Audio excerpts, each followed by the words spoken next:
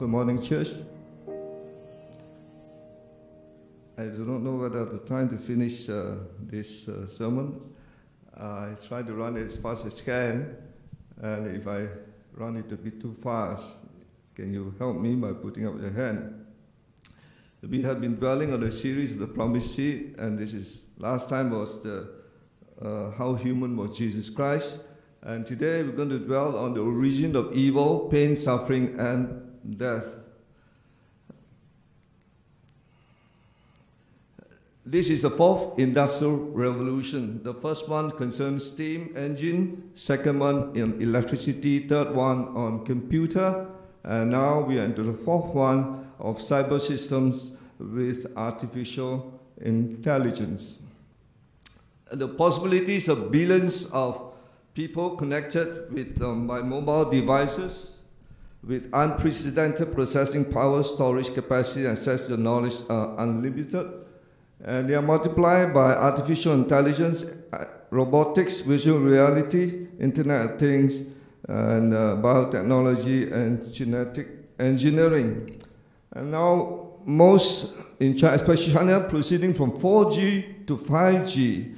And this 5G will connect a vast network of sensors, robots, autonomous vehicles through sophisticated artificial intelligence. And if you look at it, 5G is 100 times faster than the current 4G. And this will give us a life of leisure and pleasure. Everything is just a few steps away. Just like now you order Grab taxi. And so are we supposed to live on paradise on earth? All these breathtaking advancements in science and technology are supposed to herald in an era of prosperity and joyful living where mankind can live together in peaceful coexistence and to an advanced healthy age. And so we are supposed to enter into the age of Aquarius with peace on earth and the poverty and the slavery in all forms through justice, brings harmony and respect among other common mindset. But welcome to reality. There's escalating terror striking unexpectedly, we know that, exploiting violent crimes, blatant corruption, flagrant scandals and immorality, growing citizens' disillusionment in Hong Kong and France, recurring devastating natural disasters, pollution everywhere, we know it, haze. And some of you may not know in hidden slavery, 45.8 people are in abject slavery, and flood of refugees, 68.5 million are displaced in the world today. And those of us who have full stomachs do not realize how it is to sleep at night with empty stomachs. 11% of the world's population go to sleep without food. And then, of course, we are living in fearful diseases emerging and old diseases. TB is making a comeback. Why are there so much evil, pain, and suffering and death? In the beginning, it was not like that. When God created heaven and earth, it was very good. And it was a perfect creation. Man was crowned king in Eden. In Psalms chapter 8, it says here, you make them rulers over the works of your hands. You put everything under their feet. All flocks and herds and the animals of the wild are under Adam. And it was the purpose of God to repopulate heaven with earth people. But then something bad happened. Satan, in the form of a serpent, tempted Eve, and Eve tempted Adam, and they ate of the forbidden fruit, and they sinned. This was just a milder test because they have everything they need in the Garden of Eden. Adam's fall was unexplainable. There was no indwelling sin. There was no corrupt tendencies. He was faultless, and he fell. By sinning, Adam lost eternal life to death. For as in Adam, all die. We all face death. Adam lost paradise, the Garden of Eden, by sinning. They were chased out of the Garden of Eden. And they lost the lordship over planet Earth to Satan. When man became Satan's captive, the dominion which he held passed on to his conqueror. And that's why Satan is called the prince of devils, prince of this world, prince of the power of the air, and God of this world. And that's why Satan represented planet Earth. When we look at the account in Job, when there was a council in heaven. After the sin of Adam, there were 3 curses on planet Earth.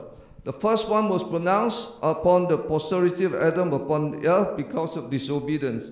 The second one was because of the sin of Cain. And the third one, of course, all of us know, the great flood that devastated planet Earth. What was the consequences of Adam's sin? Number 1, sin entered the planet Earth, evil entered the planet Earth to corrupt and prevail. And then serpent lost his legs. The man's nature and animal's nature were changed. And there was enmity between them. Adam has his sweat for a living, a lifetime of toil and labor.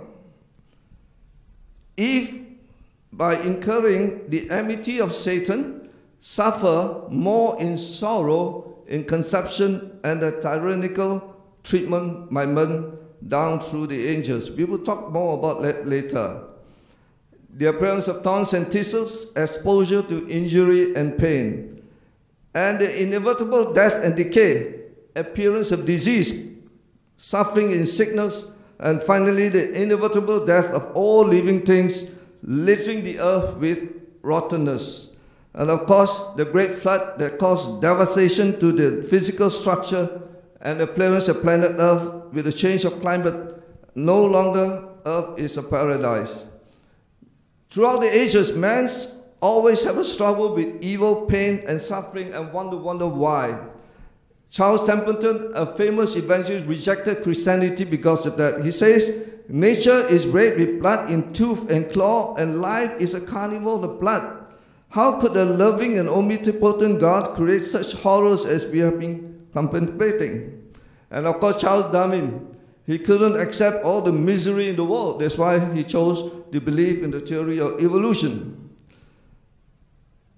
Let us have an understanding of the entry of evil and the evil one. Most of us know computer, and most of us know about hacking.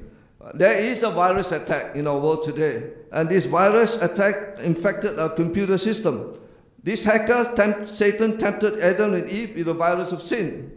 Adam and Eve, with curiosity of extra forbidden knowledge, email enticement of some of us would like a free gift, tantalizing website, open up the system of body for the sin of virus to enter. Then the virus corrupted their whole being. And because of this spread to the interconnected world computer system under the command of Adam and Eve. That's why the whole world is now corrupted with evil and sin. The spirit of rebellion to which Adam himself had given entrance extended throughout the whole animal creation. Satan is the evil destroyer. As we read in the memory verse in John 8:44, he was a murderer from the beginning. He does not stand in the truth. There is no truth in him. He is a liar and the father of lies. We will dwell more on that later. He is a prince of evil. He instigates all the evil that exists in our world today. And if you know that, we can look at Job's sudden calamities, all caused by Satan. He instigated the killings, the murders, and wars. He used elements of nature. Fire burned suddenly, wind destroyed all the houses and the children of Job. And of course, he inflicted diseases on Job, sore boils on his body.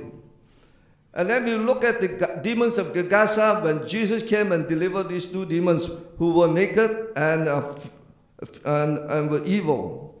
And look at from the book of Desire Ages, the demonics of Gaza show the depths of degradation to which Satan is seeking to drag the whole world. It represents what humanity will become if given up to satanic jurisdiction. And because of this, violence and crime overspread the world. And we can see that nowadays. And for thousands of years, Satan has been experimenting with the human mind. The great deceiver hopes to confuse the minds of people so much more that only his voice has been heard. And now we know why there is sudden madness in the world. Suddenly people start shooting. Why do people commit suicide? Because they hear a voice asking them to jump. And why would there be road rage? All of a sudden, a normal person would fly into a rage and committed a crime. All because they heard the voice of the evil one. And then we know we are in the rat race. Why are we in the rat race? The kingdom of Satan is a kingdom of force. Every individual regards the other as an obstacle in the way of his own advancement or a stepping stone on which he himself may climb to a higher place. Dominion becomes the price of the strongest. Isn't it true in our world today? And then when we read in Revelation chapter 12 verse 13, it talks about the dragon coming down to earth, persecuting the woman who gave birth to the man-child. Which sex genius is aborted in India and China most of the time? 25 million unsafe abortions take place each year worldwide. Women and children suffer because the devil works against them. And then when we look at throughout the ages, human sacrifice, which sex being sacrificed? Virgins. And which baby being sacrificed? Male. Because Satan wants to destroy the coming Messiah, male. And who incites nations and terrorists to war? Satan delights in war. His objective is to incite the nations to war against one another. Who suffer most in times of war? Children and women, right? The men will go to war and got killed, and the widows and the children all have to cater for themselves. And not only that, Satan's evil act even against the animals. Satan's hatred against God leads him to hate every object of the Savior's care. He seeks to mar the handiwork of God, delights in destroying even the dumb creatures. You can see video of animals being killed, how they suffer, all because we want meat on the table. And who invented alcohol? You can guess it. Satan. And we know from the Bible, wine is a mocker. This is the whole global status report on alcohol and health in 2018. There are 60 related medical illnesses related to alcohol drinking. 3 million deaths per year. And some of you may not know it.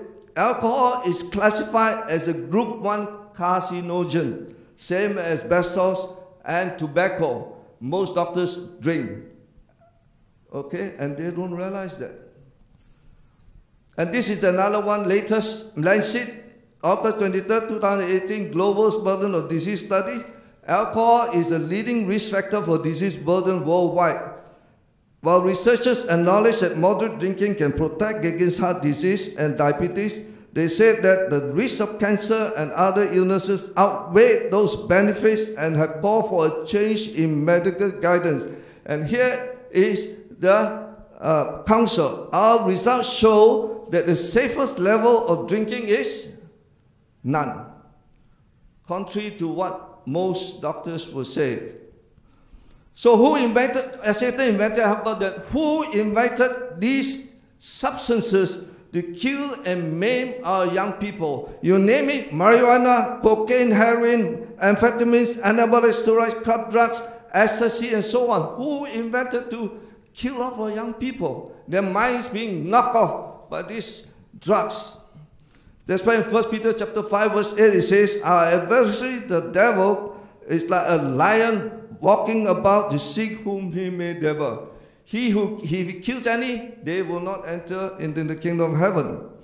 But we know God is a benevolent creator. He makes the sun to rise and the rain to rise on the evil and the good.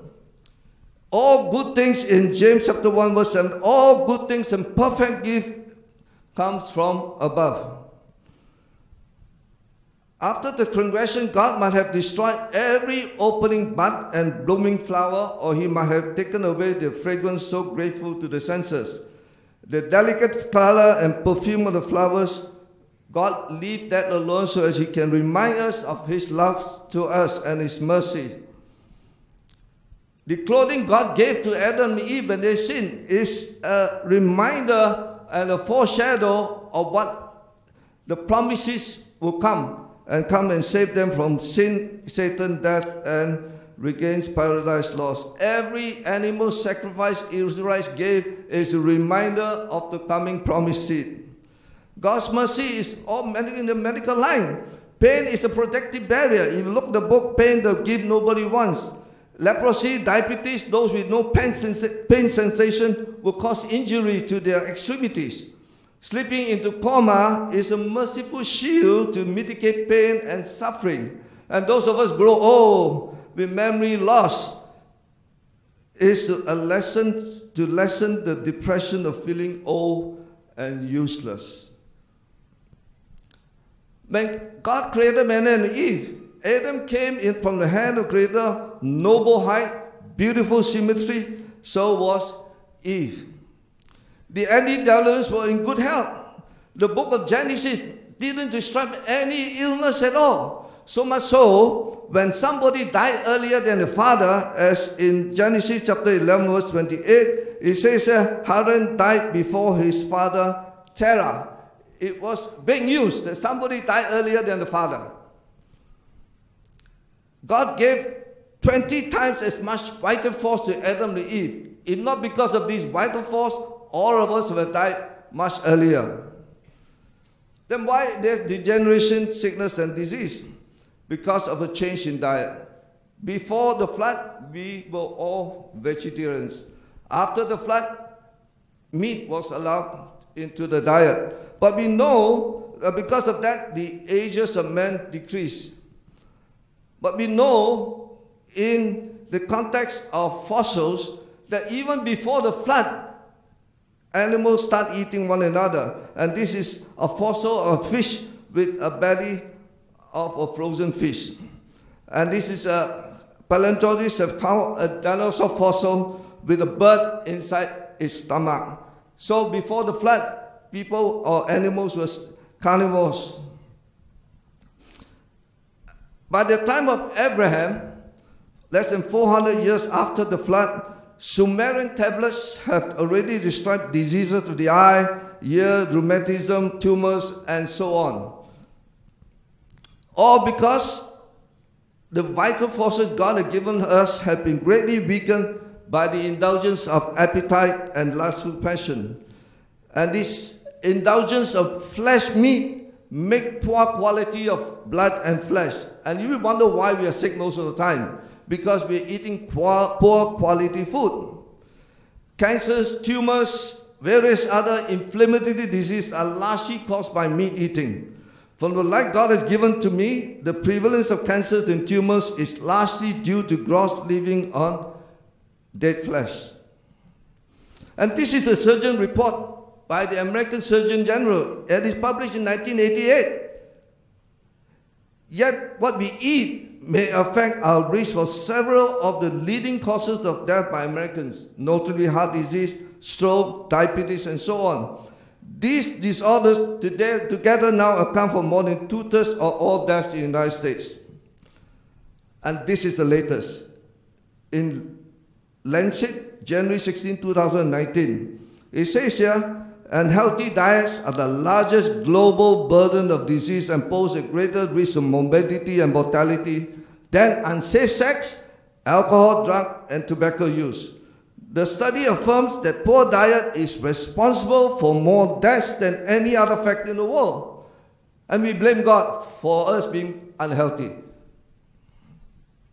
You are what you eat. It's not only on health, but on your temperament, on your character. What you eat affects you, your character. If we succeed largely upon the flesh of dead animals, we shall partake of this animal nature. And then Matthew 24, Jesus says, last days before the flood, they were eating vegetarian food, drinking sky juice. Is it true? The question remains, who created the creepy crawling things, the irritating flies and mosquitoes, detestable cockroaches, lizards, rats, maggots, dinosaurs, carnivores, germs, and parasites?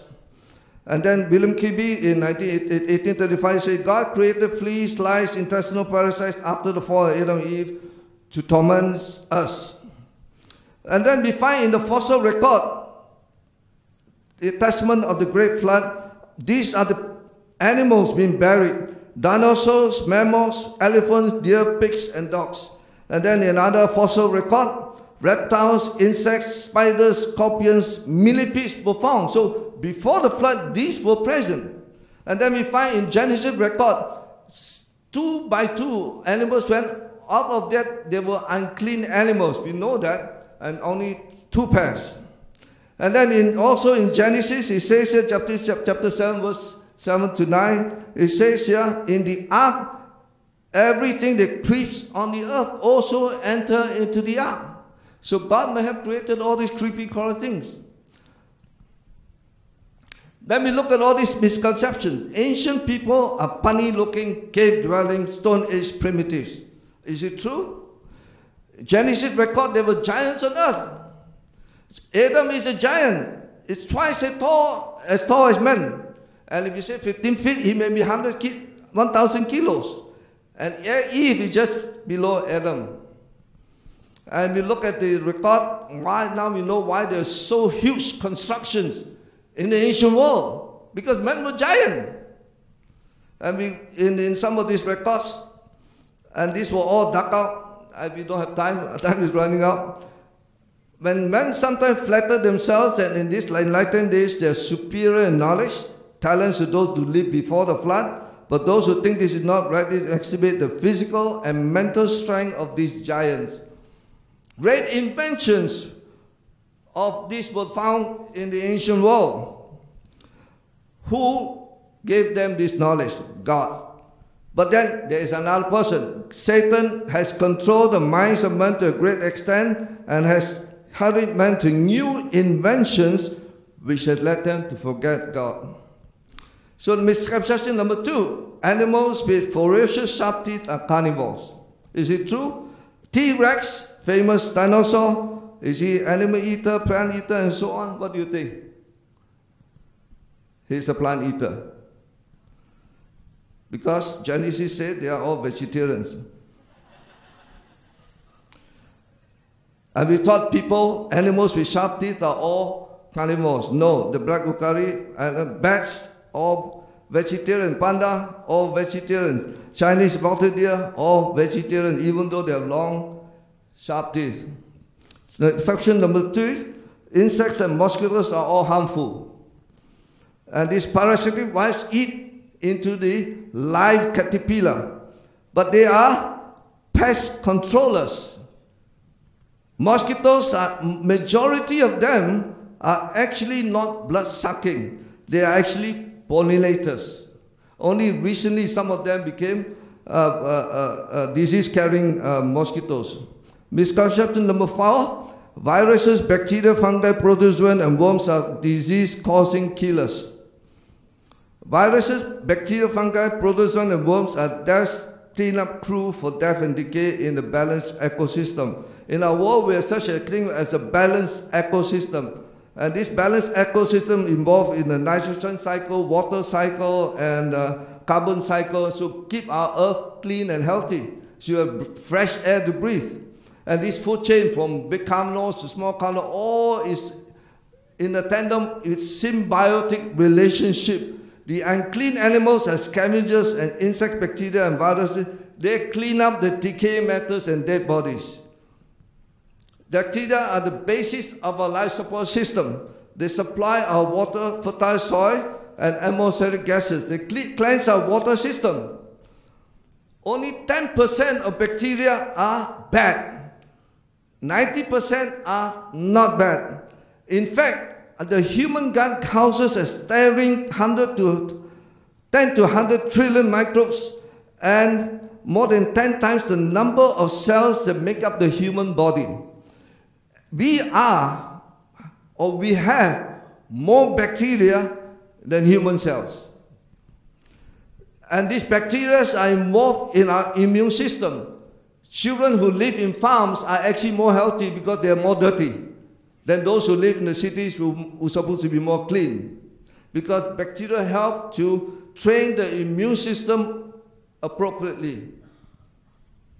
And the viruses, we all talk back about viruses.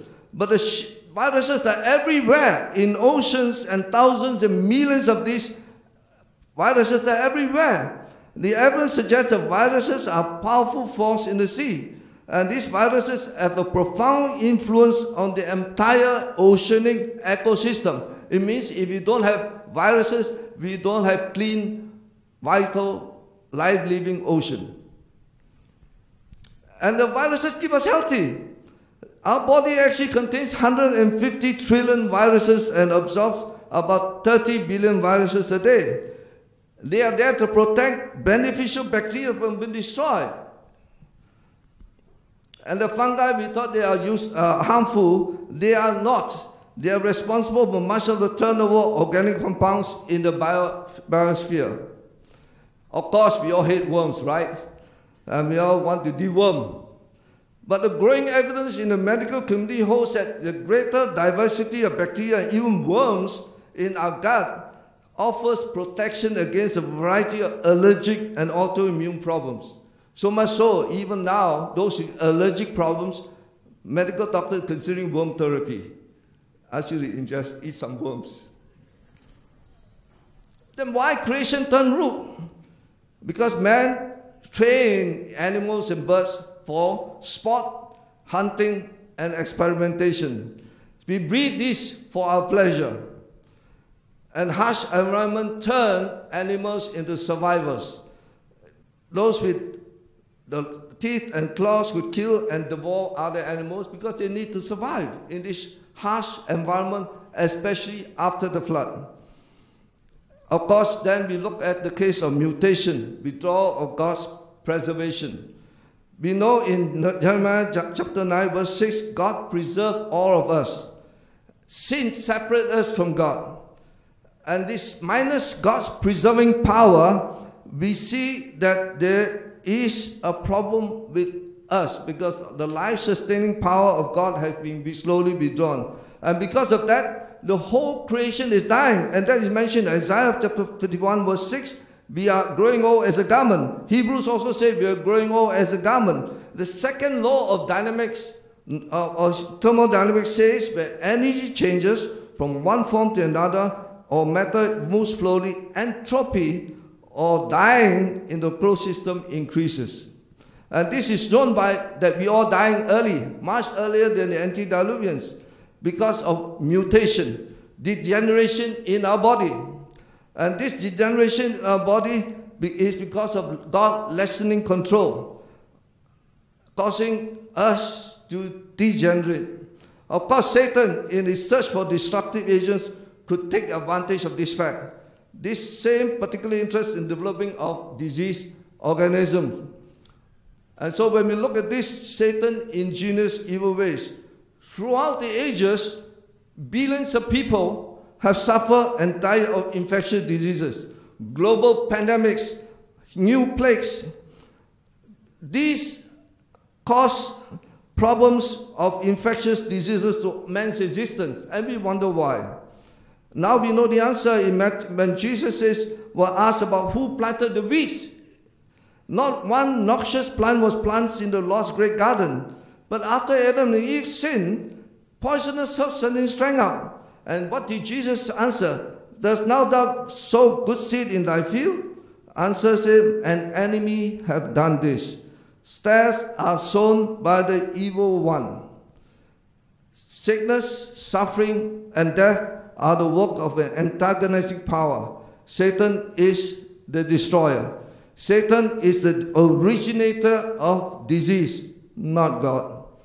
We know in Ezekiel, Satan is full of wisdom. And then in great controversy, we read that he has studied the secrets of the laboratories of nature, secret lab experiments. And from there we know why suddenly Job has boils on his body. And from the medical knowledge, we know boils are caused by Staphylococcus aureus. How come this suddenly has boils on his body caused by Satan? In 1928, 25 years before the structure of DNA, British bacteriologist Griffith demonstrated that this live non-virulent bacteria can be transformed into virulent microbes after incubation. And we thought that this knowledge, present knowledge, is incapable in the ancient world. If you read the book Secrets of the Lost Races, you can find that it's not true. In the strength of intellect, men who now live can bear no comparison to the ancients. Can modern man match these ancients in all these structures and discoveries in the ancient world? James Watson and Francis Crick discovered the structure of DNA in 1953. Then we look at the history of genetic engineering. In 1973, the first successful recombinant DNA experiment using bacterial gene. First genetically modified plant in 1983. First modified food, tomato, 1994. And the US now has the leading country in the production of genetic modified foods. In actual fact, 85% of all the food, maybe even Malaysia, on the supermarket shelves contains GMO ingredients. In 1990, the first successful gene therapy was performed on a 4-year-old girl. 1995, gene therapy, immune system modulation in the war against cancer was started. 1997, we know about this famous cloning of the sheep Dolly. In 1999, complete genetic code of the human chromosome is deciphered. And of course, in 2003, the Human Genome Project completes the sequencing of the human genome just 50 years after the discovery of Watson and Crick's double helix. And then in 2018, the Chinese researchers said that they have cloned 2 female monkeys. The monkeys are very genetically closer to us. And we have broken this technical barrier of cloning monkeys, and there is no going back. The successful cloning of monkeys puts us one step closer to cloning human beings. Some of us may not know about CRISPR. CRISPR is the latest genome editing tool. It is currently the simplest, most versatile, precise method of genetic manipulation.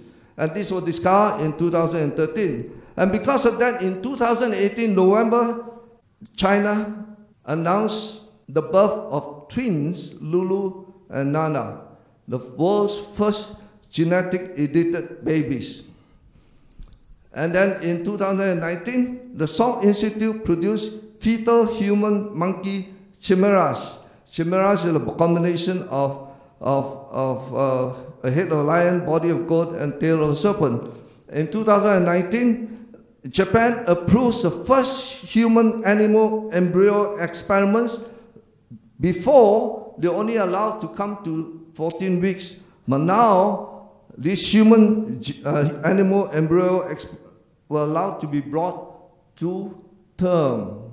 Who knows, they may be allowed to be birthed. This recombinant engineering places in human hands the capacity to design living organisms. And once they are designed and created, they cannot be recalled. And that put us in a conundrum. There are genes in the animal, human genes in animal, and we have to ask these hard questions, what it means to be human. And so this question comes, further advances in genetic and stem cell technologies mean that researchers could, in theory, create animals with quintessentially human characteristics or behaviors. And one of the biggest horrors is to have a creature with human thought trapped in the body of an animal, or a monkey that can talk and think like a human being. So these chimeras of centaurs, mermaids, and so on, is it myth or real? Ancient mythologies in Greeks and ancient Greek and Roman all talk about all this cross between human and animals. And we thought they're all either imaginations or genetic engineering. Could it be that the ancients had a dim collective memory of a time when human and animal combination existed? And they come back and tell us these stories? What about the Chinese? In the Chinese zodiac, there are 11 real animals, and why one mystical dragon, if the dragon is not real? The contrast between God and Satan: God's mission after the fall of Adam is to sustain, preserve, and save Adam and the descendants in planet Earth, even to the point of dying for mankind. While Satan's mission is to utterly destroy planet Earth with all its animate and inanimate objects, making life a hellish journey of evil, pain, suffering, and death. But then insinuating God is the author of it all. While appearing to the children of men as a great physician, he caused disasters after disasters, disease after disease, and in accidents, calamities by sea and land in great conflagrations, fierce tornadoes, terrific hailstorms, tempests, floods, cyclones, tidal waves, earthquakes.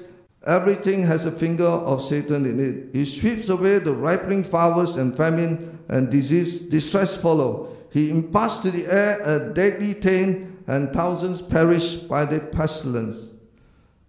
Could the haze be caused by Satan?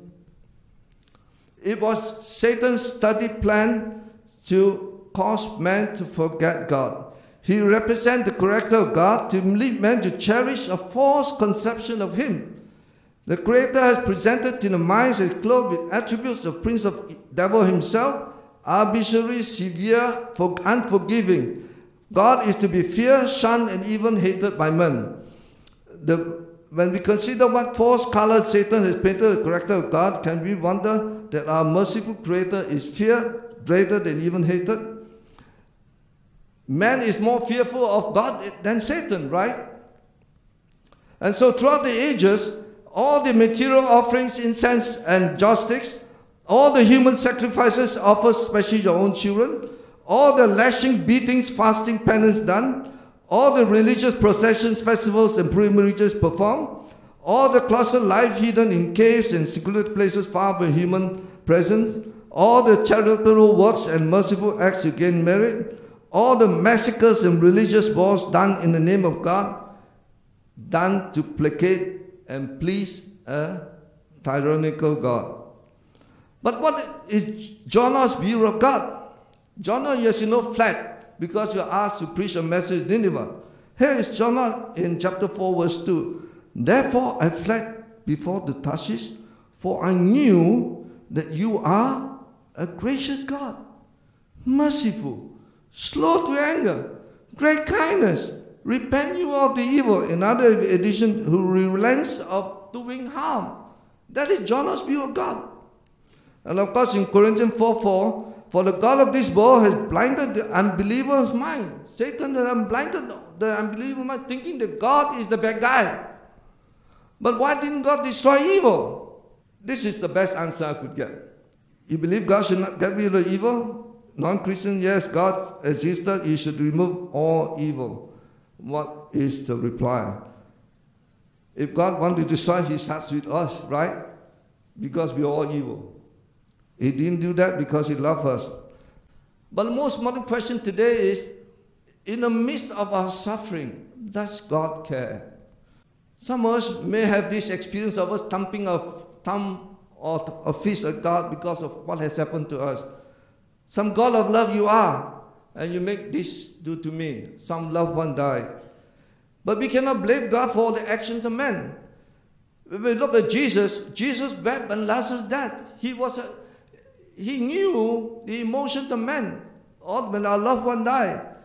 Jesus wept over the whole city of Jerusalem when the tsunami hit Aceh, Japan. You don't think God is emotionally affected? And He Himself, when He struggled with Himself, with all the tears and cries, doesn't Jesus know, have gone through the same experience when we struggle with sin and pain and sorrow and so on? Carl Lewis says, God whispers to us in our pleasures, speaks to us in our conscience, shouts to us in our pain.